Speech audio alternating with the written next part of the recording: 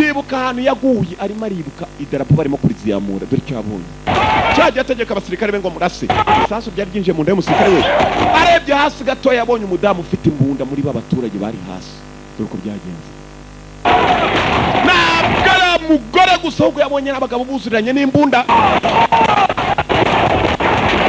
abaturage bose bazifite ntabwo ari bose ariko abenshi muri bo harimo n'inzana dore abagore bamwe barimo kumushinja dore inzana z'inzavumba dore zavumba hariya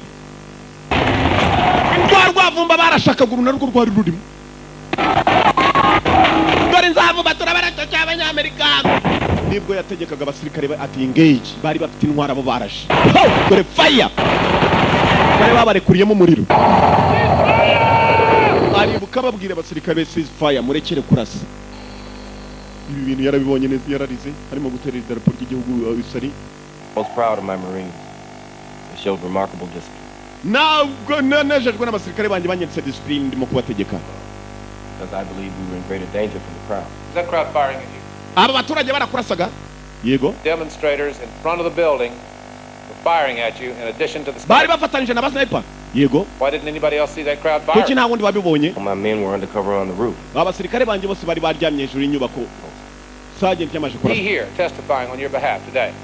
Sergeant wenyine wabibonye yakaba ari ushinja mu bapfuye bose. Yarishwe. Yapfiriye mu maboko yanjye. You're the only man left in a position to observe that.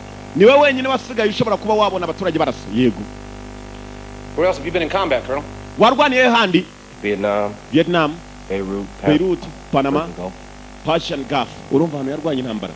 Vietnam, Beirut, Panama ndetse na Gulf. That accompanied that medal. For conspicuous gallantry in the face of great personal danger, reflecting great credit upon himself, the United States Marine Corps and the Naval Service. Yakoze nk'umusirikare uko wese agomba gukora. Hariho wakwemeza, hariho mugaragaza none ugaragaza ko yakoze icyaha. Colonel, you gunned down more than 80 people. Wishe abantu barenga 80. Did another 100 or so. Warengeje nanone umubare wishana mu bakomeretse. Invaded by a desire for retaliation. Nibyo wari wishimiye mu kubikora. Protecting my men. Narindaga abasore banjye. Richard Krasovich was shot only a few. Sergeant Krasovich. Is that correct? Yes. Yarashwe muri kumwe siko undati cyane. And right after Sergeant Krasovich died, apfuye, you ordered open fire on the crowd. Is that also correct? Wategetse ko barasa abaturage. There were weapons in that crowd.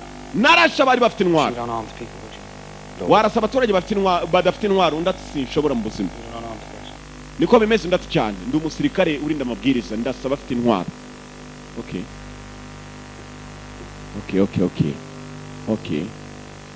Mugabo arabanza yegera inyuma. Okay. Ureba abanyamashuri ahitazana igipapuro. Iki ni ikizibiti fa. Bafite ibizibiti hariya bigendera ku nyuguti mpaka kuri za nayo turagira ahari. Bageze kuri fa. Governing ground conflict in urban areas. Amabwiriza y'intambara ahari abaturage. The enemy will be warned first, then asked. Umwanzi arabanza agahabwa agasopu hanyuma kamuha umuriro ari uko yanze kumvira agasopu. We arrived in helicopters. We were standing that roof armed. Did you warn? Twari hejuru ku nyubako ntabwo twabonye umwanya wo. By a loudspeaker. Wigeze ufata mikrofone se ngo babwire byibuze nk'ayangu ko ayivugiramo ubwire abaturage bitandukanye nabo barasaga oya. I'm sorry. No, you did not warn the crowd. Ntabwo haye abaturage agasopu kwivangura n'abarimo kurasa siko bimeze ntabwo nabaye agasopu. You seem to know them by heart. Waruzi n'amabwiriza. Deadly force is the last resort. Nakoresheje nk'uko amabwiriza y'intambara avuga gukoresha umuriro mu gihe ari uguhitamo kwa nyuma. To arrange for the evacuation of civilians prior to any US attack. Nuko banza gutabara abaturage mbere y'uko umuriro urekura. Abaturage rero bari bivanze n'abafite intwaro nta kuntu wavangura umuturage n'ufite intwaro urabahereza buri umwe akaza kwivangurira nyuma uryikuramo akabyikuramo bajya kuryikuzamo bakaryikuzamo. Different areas to evacuate innocent civilians. Ntabwo akoye abasivile barengana oya. Bavanze bose rero. S'il vous plaît, please, yuri umushinja ni major. Colonel ari hano colonel. Genda uvuge n'ingingo rwose ingingo iraza kubarasa. Ubaratse ingingo rwose ntabwo ari intambara y'amasasu turimo mu y'amagambo. Barohereza umwoto w'amagambo. Captain Lee. Sorry? You ordered Captain Lee to engage hostile targets and he advised you that there were women and children in the line of fire. Captain Lee waramutegetse ngo narasa arakubwira ngo ari abagore n'abadamu. Wavuze iki? Uribuka amabwiriza amuhaye ko yavugaga? I don't remember. Ntabwo nibuka amagambo namubwiye. Lee is on record as saying he hesitated and mentioned the snipers in the buildings. Captain Lee yatinze aho gato yakubwira ko ari ba sniper hakurya y'inyubako. Warabyumvishe? Ntabwo nibuka. Reka nkwibutse. You evacuate the ambassador. You go back to the roof. watabaye ambasaderi yinjira mu ndege usubira muri roof hejuru y'inyubako. Krasavich dies. Sergeant Krasavich afira mu maboko She yawe. doesn't follow. In fact, he questions. Ibibazo ni And you said, what? wavuze iki? Ubwira abandi kurasa nyuma ya Captain Krasavich apfa. Ntabwo nibuka. Remember what you said next. You don't remember. Ntabwo wibuka. Some training A moment exercise. later, your men were shooting. What did you say to make that happen? I don't know. wavuze iki kugira ngo baratangire kosa Something. abaturage? Captain Lee reversed himself. Captain Lee ari byagushimye. Say. I don't Wavuze know the exact words. sinibuka amagambo. Your Honor. You Yep. said waste the motherfuckers, didn't you? waravuze murimbure avuga ikijambo kibi cyane murimbure ibigambo bibi cyane ndabisubiza inyuma mu byiyumvire kuko giye simvuga ikinyamerika ndi umunyarwanda hari amagambo avugwa rwose ugasanga mu kinyarwanda ntibibaho utanabivuga wumva amagambo amwibutse. Shooting. What did you say to make that happen? I don't wavuze iki? know. Simbyina. Must have said something. Captain Lee reversed himself. wari imigambo wabwiye Captain Lee ntiyabyumvira none urongera musubiriramo ati murimbure wumva ijambo agiye kumubwira. What did you say? I don't know wavuze the iki? sinibuka words. sinibuka amagambo. Your Honor. You said waste the motherfuckers, didn't urumva abantu yamubwiye kurimbura ngo rimbura ba nuko simba No, umunyamerika biriya bigambo sinabihindura mu kiwacu ariko ni igitutsi kibi What did you cyane. say? nuko koko yamubwiye mwibuke neza filime aramubwira ati murimbura abaswa buriya mba mbyoroheje nkagenekereza. Mother ni mama w'umuntu, father ni papa w'umuntu, sister ni mushiki w'umuntu, uyu aramubwira ati murimbure mother ni mama w'umuntu. Waste the motherfuckers, didn't you? urumva iki jambo ngo yaramutegetse ngo narimbure abantu barakasha nuko Let me refresh your memory. reka nkwibutse This is Exhibit Q. A tape iki ni ikizibiti Q mu kinyarwanda ntayibaho applications received that day, including your exact words. n'amagambo yawe ariho iyi ni kaseti bigaragaza Let's play this tape. mu No, yikinisha Jake, then that's what I said. nibyo For aravuze killing my Marines, so yeah, I said it. Waste the motherfucker. bicaga abasirikare banjye koko narabivuze ntibarimbura abo baka ijambo kibi cyane. These? Objection. aba Yes. yego These? aba nibo bavugaga kuri Yes. yego Are these the motherfuckers that you aba want? nibo abanyakupu wavugaga ngo barimbure yego. The crowd in front of the embassy had no weapons. nuko ibindi sinabyongeraho ndi umunyarwanda rwose buriya abanyarwanda ntibatukana tugira umuco nyarwanda. Pissing somebody off, follow the rules, and nobody gets hurt? Yes. Innocent people probably died. Innocent people always die. abarengana barapfa buri munsi abarengana barapfa abasirikare banjye bararenganye bapfira muri iyo ntambara ntabwo bagombaga kwicara barenganye. I'm going to stand by and see another Marine die just to live by those fucking rules. ntabwo nagombaga kureba hari undi musirikare upfa kubera ko nagomba kumvira amabwiriza murimo kuma mudahari njye narebaga ikirimo kuba. Your Honor, I request a recess. nyakubahwa mwatwihanganira tukongera tugasubira muri iki kirego tukakiga bushyashya. Finished with Colonel Childers, Your Honor. leta isa naho irangije na Colonel Childers uyu ni umushinja ni majoro nawe ni umusirikare w'umunyamerika haba hari abashinja my friend nubwo yaba adahari arakubwira ngo ariko uzi ko nibuka neza ko icyo gihe wari buryamye atarahari. niyo mpamvu nujya gukora icyaha ibyo mwita ibyoroshye bivamo ibikomeye mu gihe utakekaga ko bishobora gukomera ibyo mwabibaza bitorye. umunsi umwe yarakinnye ajya gukoza agati mu ntozi yahuye n'ubugabo nari nakone azi kuzi gukora ku bugabo bw'intuza bw'ingwe ubugabo n'intuza ni amavi ngo ushaka kugira ngo igutera urwara ujya kuyikora ku mavi. Yeah, how's that work, Hayes? You gonna spend the rest of your life in prison too? abagabo bashaka ukuntu baricara umwe atangira kumbwira hari ibintu bimwe utambwiye mu byo wakoze muri Yemen basa n'ababurana ariko nanone nihandi araza kumushyigikira paka atsinze cyangwa se atsinzwe uriya arajya inyuma y'amafera bito ngo burundu cyangwa se kwicwa ibintu ni bibiri. Sorry. ihangane. Really screwed up in there. Yeah, you really... nakoze amakosa undi afite cyane. I screwed. Shit, I don't know. niki none kiri bube simbizi mwana simbizi kabisa dutegereze inyundo cyari buvuge uriyo urubanza rurangiye aho ndi kinyundo hasi byagateganyo cyangwa se bya burundu.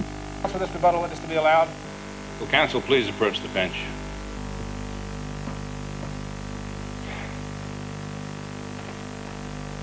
Who is Colonel Bentley Cow?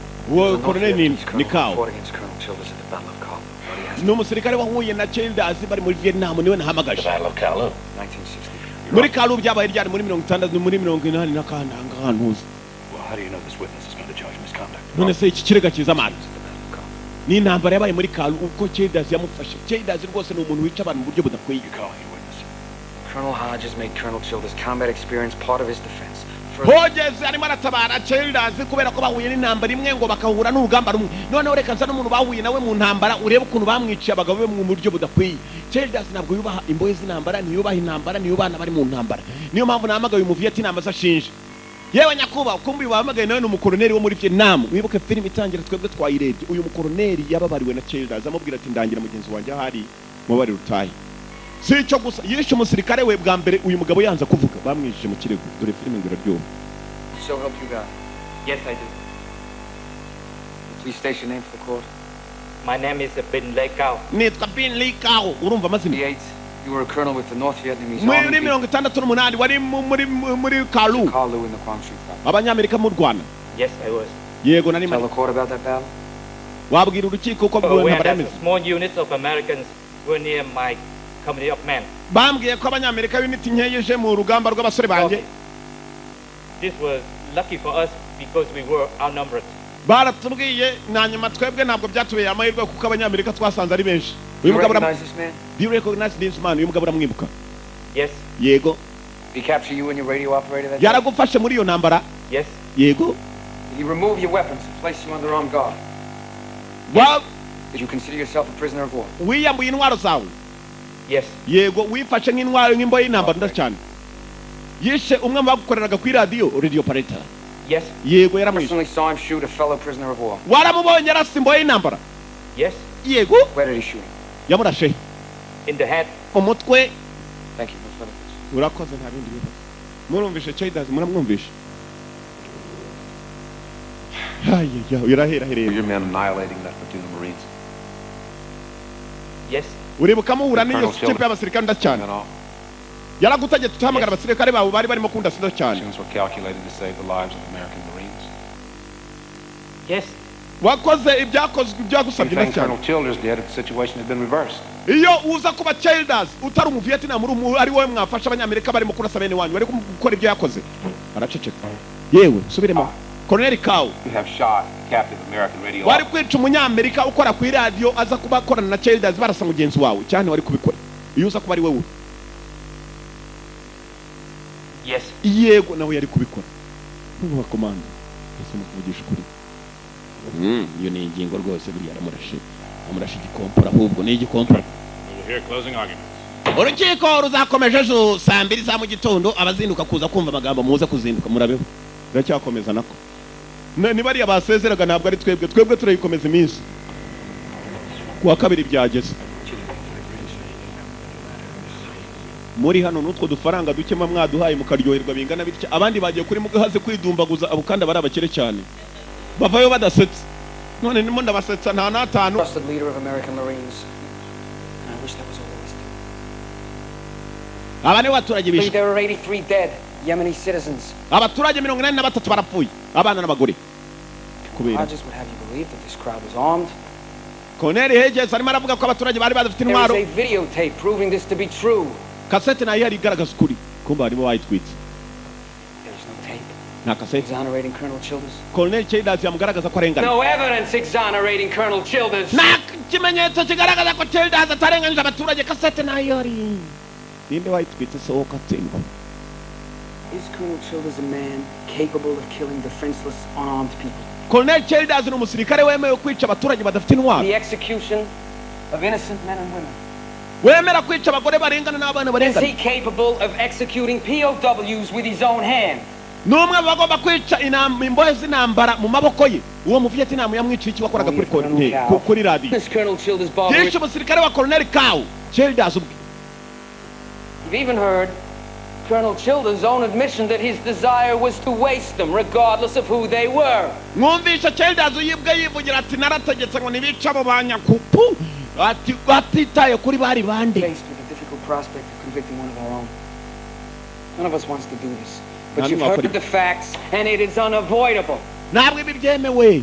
Media. Colonel Terry Childers ordered the senseless slaughter of a peaceful crowd. Colonel Childers yategetse kwica abaturage badafite intwaro. nk'umusirikare. Not get the luxury of covering up our mistakes, ntabwo rero twaryamira amakosa ngo tuyaryameho ko amakosa agera agaturika thereby ensuring that they never happen again. kugira ngo ibikosa bitazongera kuba tukora ibishoboka tubyemeze. abarimo kwemeza ari gihe kigera bakajyana n'umucamanza mukuru bakajya kwiherera. Uyu nawe ahita azana ikimenyetso ca na ba na da. Murareba. United States territory as much as if it were in Ohio or Maryland. Iyi ni ambasade y'abanyamerika nkuko yakabaye muri Ohio kuri uyu munsi ibihugu dufitanye umubano mwiza. For the job, we armed him, we trained him. Umusore twaramutoje turamwigisha kugira ngo akorere abanyamerika n'igihugu cye. Murategeka ko atagomba gusubiza umuriro. Amasasu arenga 300 ararasa kuri inyubako agaragaza ko yinje mu nyubako. Yarategereje mpaka ayo masasu yinje muri ambasade, murabona ko yaturukaga hasi. Abasirikare 3 barenze 3 bamaze gukomereka 3 bishwe. Holding weapons. Mpaka nyuma na nyuma bonye abaturage bafashe intwaro. Men to return fire under the rules of engagement, a civilian pointing a weapon. Nibwo yategetse abasirikare gusubizayo umuriro mu gihe abonaga ko amabwiriza y'intambara ari kwamutegeka. In order to save lives. Yabikoze kugira ngo atabara ubuzima, in order to save lives. Ntabwo ari ubwicanyi.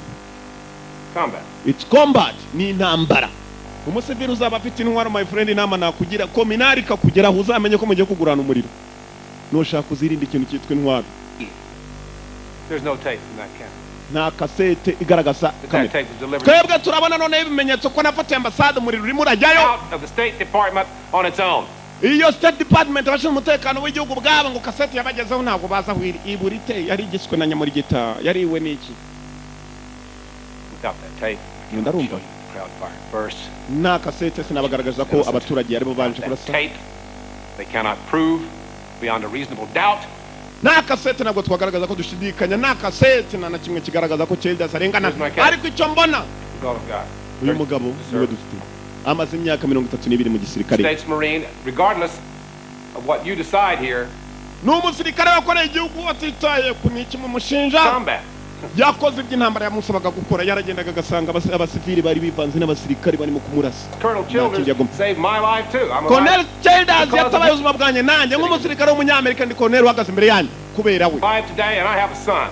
Ndi hano imbere yanyu kubera ko mfite umwana w'umuhungu ari ukubera we. To ask this man to risk his life for his country. Uyu mugabo mwaramusabye gushyira ubuzima bwe mu byago atabara igihugu cye. This man watch his Marines die in his arms. Yarebye abasirikare bapfira mu maboko ye. When he's defending himself. Mu byita ubwicanyi arimo kwitabara. Firing back when fired upon to call it murder. Arimo gusubizayo umuriro mu gihe bamuherezaga umuriro. Of circumstances, that's my fellow Marines. Abasirikare bagenzi banjye barapfuye. Came out to dry. Nta n'umusirikare n'umwe wakwemera kumumanika mu mugozi. Nizere ko benshi muri mwe mwagize ku rugamba. If you are a United States Marine. Nicyo wari gukora iyo uza kubura umusirikare wa Amerika koko. Kandi bindasaba Imana atazagera n'umwe uzahura n'ibyo kano Childers yahuye nabyo ajya kwiyicarira no mu buramira. Childers yarongera arira urugo buruko bavuze ukuri rurarira icyo kireba nk'ihene. Ntabwo mututse murase byubahiro mutamfata nabi ndimo ndamuraka. Yavuye y'uyungu yaza guhura n'umuryango ese mwibuke yavuye mu gisirikare general yava muri colonel Dorakana kagahungu. Muratekereza iki? Papa uvuze neza hariya. Papa we nawe arimo aramureba dore umuryango hano. Papa wanjye uri umuhatari, umwana wanjye nanjye mubira nako nkora mu kuboko twese karabakomanda. Famille dore iki cyana gikomoka kuri uriya musaza, abatazi basogokuru wanyu muzajye gushaka baso ngo utapfuye atavuganya na se ntamenye icyo sekuru yasize avuze mujye muvugana na baso. I said no interruptions. Nakumvikana rwose nyakubaha n'ibyihutirwa. Haro umwohereza indani waruhaje hano indani. We tuze kongera kujya mu nama nyuma ya saa sita murabeho ujyana mukomeye w'umutekano w'igihugu bandi baca.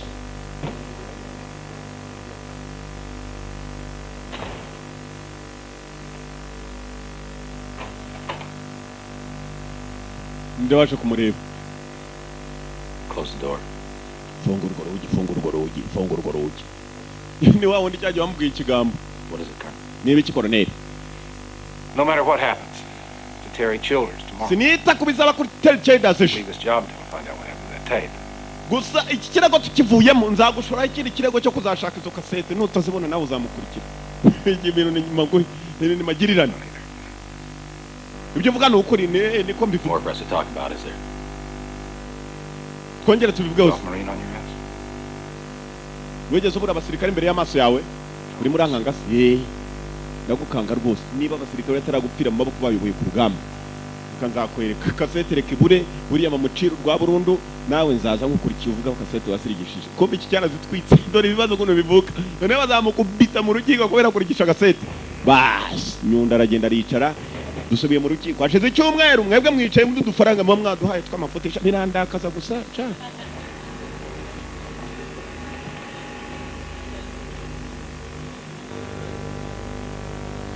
nako kubera ko mbakunda reka nyambikora Imana buriya niyo mpamvu yandemi twohereza kugira tugira icyo tubabwira haleluya abona abizera Imana haleluya mwese muhaguruke Nyundo yaje mwese murahaguruka. Has the panel reached a verdict? We have, sir. bari barangije gukorana bagiye maze Nyundo bamuzanira ibyemezo n'imyanzuro Nyundo ahitamo areba igikwiye umva amagambo turangije filime ariko Colonel Terry L. Childers Colonel Terry Childers finds as follows. ibi urukiko rugusanze Breach bikurikira of peace. Court finds the defendant guilty. gushaka amahoro basanze utabikwiye An officer. Court finds the defendant not guilty. urukiko ariko nanone rusanze atari arengana mu gushinjwa kwica abantu urukiko Not guilty. rusanze atarigeze ahotera umuntu n'umwe. Sentencing will be conducted at a time to be determined. urukiko ruzongera kwicara igihe ruzongera gutumwaho Childers ibirego byose bisanze arengana kereka kimwe gusa cyo gushaka amahoro kuko atigeze abwira abaturage ngo nimwivangure n'abasirikare ariko bari bivanze n'abasirikare muri abo baturage nabo harimo abasirikare. Childers yaranezerewe kubura icyaha cyo kwica kitarigeze kimuhama yarebye mugenzi we wamusinze mwana tujye kumwera heso y'iri joro ntabwo njya nkatara murabizi nazivuyeho atura nko wisiki byishimo byari byose barahoberanye. Childers yari umugabo wo kuzahamya ibyabaye. Childers yari umugabo koko.